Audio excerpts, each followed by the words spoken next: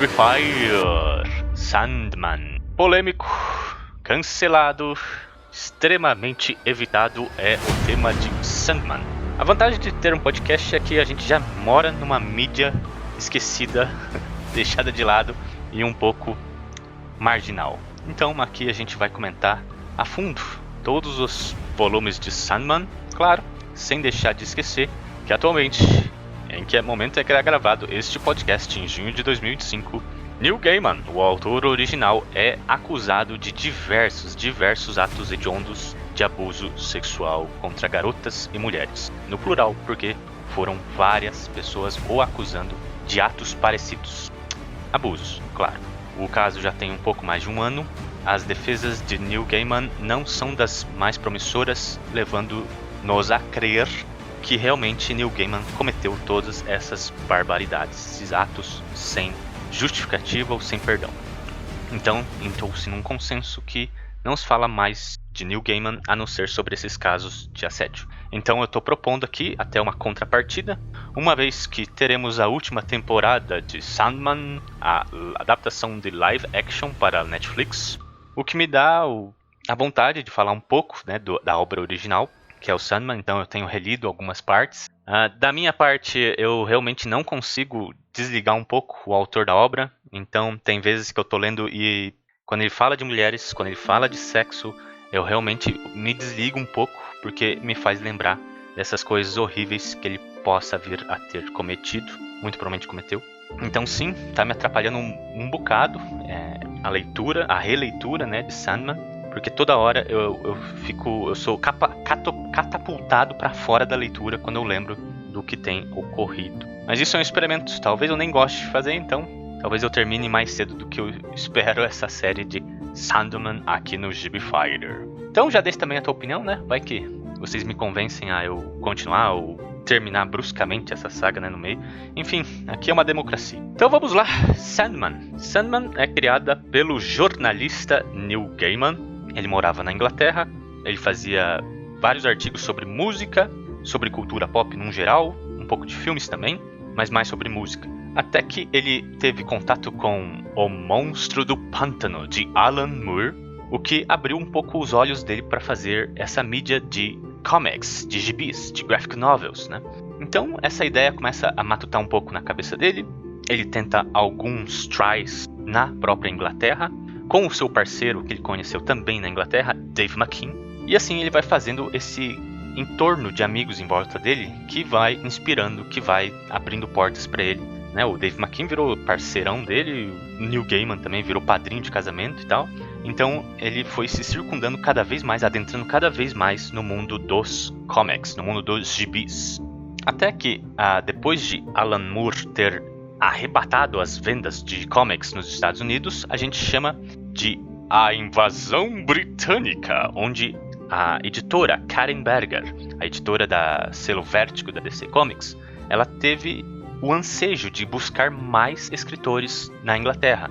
Isso foi notado porque a Inglaterra, a Europa como um todo, não teve o Comic Book Authority Code interferindo nas histórias. Então esse pessoal, essa geração de escritores, eles não tiveram que ser barrados por uma censura autoimposta pelo seu governo. Então a criação, o desenvolvimento de escritores na Grã-Bretanha foi muito diferente dos Estados Unidos, o que deu frutos para essa geração de Alan Moore, Garth Ennis, o próprio Neil Gaiman, entre tantos outros, Peter Milligan, entre tantos outros, que foi a invasão britânica desses escritores britânicos dentro dos cómics americanos. Já aqui na Grã-Bretanha, os cómics eles não tinham uma alta vendagem, não tinha um mercado por si só de cómics na Grã-Bretanha, né? Tinha uma cena, porque tinha a Heavy Metal, né? A 2000 AD, mas não tinha um mercado, não tinha várias editoras publicando comics no espaço inglês. Por isso que foi até um pouco mais fácil da invasão britânica acontecer. Nessa leva, a Karen Berger conheceu o Neil Gaiman e o Dave McKean, e eles toparam, né, tentar adentrar também no mercado americano de gibis, de comics. A proposta deles inicial era fazer a Orquídea Negra, né? Um projeto super autoral que poucos lembram. É um gibi bacana, mas ele fica muito nas sombras de Sandman. Essa era a proposta original, mas a Karen Berger tinha uma visão claro, artística, sempre artística em primeiro lugar, mas ela também tinha os seus anseios mercadológicos. Por isso, a estratégia dela foi apresentar o Neil Gaiman e o Dave McKean para o mercado americano com outros projetos. Assim ela teria, esse é o escritor dessa linha aqui, esse é o desenhista dessa linha aqui. Pois bem, Dave McKean foi se juntar com Grant Morrison para fazer o Asilo Arkham, né? Uma graphic novel do Batman super aclamada até hoje, né? Deu boa já para o artista. O problema ainda era o Neil Gaiman. Ele tinha que escrever alguma coisa mensal, talvez de heróis, talvez outra coisa do selo Vértigo, mas ele tinha que se apresentar primeiramente para o mercado americano. Pois bem, ali foi já uma situação um pouco indelicada, pois o Neil Gaiman ele tinha que fazer uma tarefa que Alan Moore fez anos atrás. Ele tinha que pegar uma propriedade intelectual da DC Comics e trabalhar em cima dela, assim como Alan Moore fez com o Monstro do Pântano. Alan Moore foi até mais fácil, né, porque ele já tinha um contato com o criador original do Monstro do Pântano, que era o Lee Wein, mas aqui a Karen Berg e ele tinham que lidar com o editorial da DC Comics. De cara, o Neil Gaiman, né, com esse afinco para as magias e os esoterismos da DC Comics, tentou pegar o mistério, né, aquele cara encapuzado já bem antigo na DC Comics, mas não deu certo porque ele estava sendo usado por outras pessoas, até que eles chegaram numa criação original de Jack Kirby, o Sandman, inspirado, né, na figura mitológica do original do Sandman, né, que é esse Morpheus não, né, essa entidade que vem à noite, joga os sonhos dentro das nossas cabecinhas, muito é associado com a areia, né, que ele possui, a areia que ele manipula, pois quando acordamos temos areia em nossos olhos, né, a famosa remelinha seca, que seria as areinhas de Sandman, o João Areia, aqui no Brasil, algumas traduções trouxeram como João Areia. E o Jack Kirby fez um vigilante inspirado, né, nesse ser mitológico, esse ser de conto de fadas, que realmente combatia o crime durante a noite. Ele usava da areia para subjugar os seus inimigos. Ele tinha aquela máscara de gás, né, bem marcante.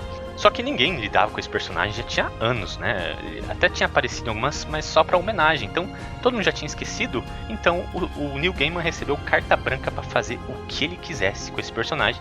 Ninguém ia ligar de qualquer jeito. Pois bem, nesse meio tempo, o Neil Gaiman ficou isolado na sua casa, lá em Sussex, na Inglaterra, por causa também de uma tempestade. Eu acho que teve um furacão na época, então ele ficou isolado assim numa casa, ele só escrevia, né? E ele começou a pensar e matutar no que ele ia fazer. Ele trouxe inspirações da sua cultura, né, da sua criação.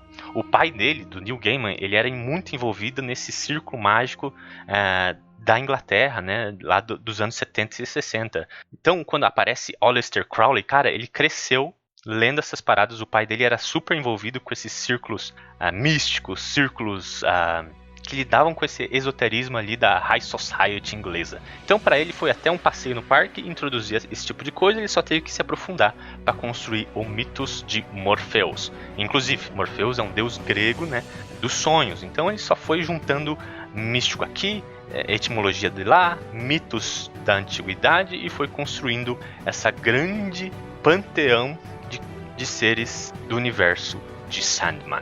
Pois bem, nem o Neil Gaiman tinha pretensão de continuar muito nesse título que seria mensal, né, o Sandman, mas ele criou uma historinha ali com esse novo Sandman dele, onde ele no máximo queria que durasse umas 6 edições. Naquele tempo já existia, né, as compilações em formatos um pouquinho mais grossos, né, para o TPP, para compilar algumas edições tudo numa só edição, né, para tentar emular as graphic novels europeias. Então ele sabia que ia escrever umas 6 ou 7 edições, mais um 8º ou 9º para encerrar a série ali e ir para o encadernado. O que aconteceu é que ao final da 7ª edição, Sandman teve vendas super, mas super expressivas, e antes mesmo de ser lançada a 8ª, Sandman já estava alçada para um título mensal, onde eles teriam que desenvolver o conto de Sandman mais além. Por isso que nesse começo de Sandman há tanto rodízio de desenhistas. E também a história não é muito linear. Assim que acaba Prelúdios Noturnos, que é o primeiro arco, a gente já entra em arcos que vão tentar continuar bem solto que foi feito em Prelúdios Noturnos, com um detalhinho aqui vai puxar essa coisa aqui, outro detalhinho vai puxar essa outra coisa aqui, e depois ainda de Casa de Bonecas, né, a história fica super solta, porque realmente não tinha um planejamento prévio. Então o Neil Gaiman teve que ganhar tempo para si só, né, para conseguir escrever e conseguir planejar uma série a longo prazo, e também os desenhistas foram altamente rotativos, porque todo mundo assinava para pouco tempo, ou seja, né, a série tinha que ser pouco tempo, então não era todo mundo que ficava. Principalmente o seu criador original das primeiras edições, o Sam Kiff. Sam Kiff é um desenhista que eu adoro muito, ele desenhou muito para Marvel também, o Wolverine dele é majestoso, ele fez algumas ediçõezinhas de Venom também que eu gosto muito, o traço dele é inacreditavelmente característico.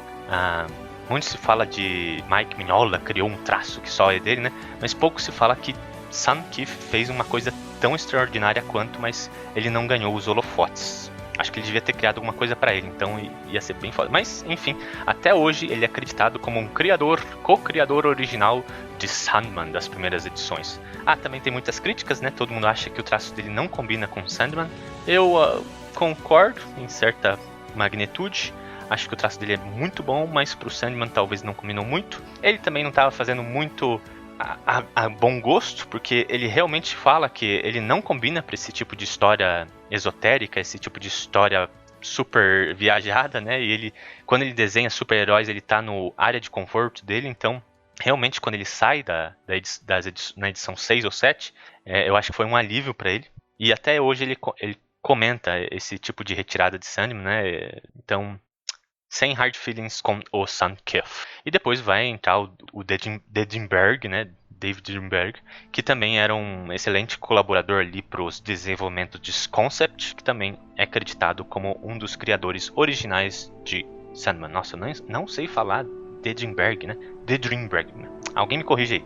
Mas enfim, o Dave McKean, ele entra só como capista, né, oficial, ou seja, ele traz ainda um amigo dele para dar uma ajuda nessa empreitada de Sandman, e o resto é história. Sandman durou 75 edições, o que é bem legal, que ele não nasceu no selo Vertigo, ele nasceu no selo DC ainda normal, padrão, mensal.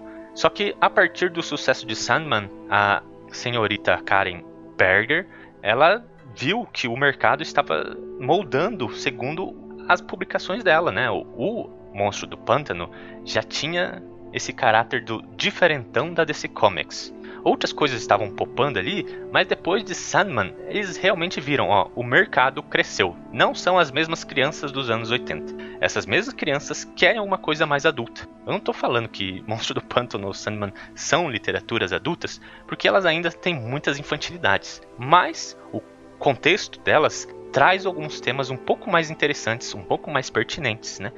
Então Sandman, ele dá um push final na criação do selo Vertigo, né? Que seria o selo adultão da DC Comics, o selo em que os criadores, eles são realmente importantes, eles têm assim, uma carga um pouquinho mais importante na deliberação do seu título. Por isso que até hoje Sandman é super curado, né? Ele é super cuidado ainda pelo Neil Gaiman. Até a série da Netflix, né? Ela tinha assim a produção intrínseca do próprio Neil Gaiman. Então o selo Vertigo, ela tinha uma série de vantagens quando se comparado com a DC normal. Então Sandman foi essa revolução no mundo dos quadrinhos, onde todo mundo se toca que as histórias deviam mudar um bocado, principalmente nos anos 90, onde o selo de super-herói tem uma crise gigantesca, né?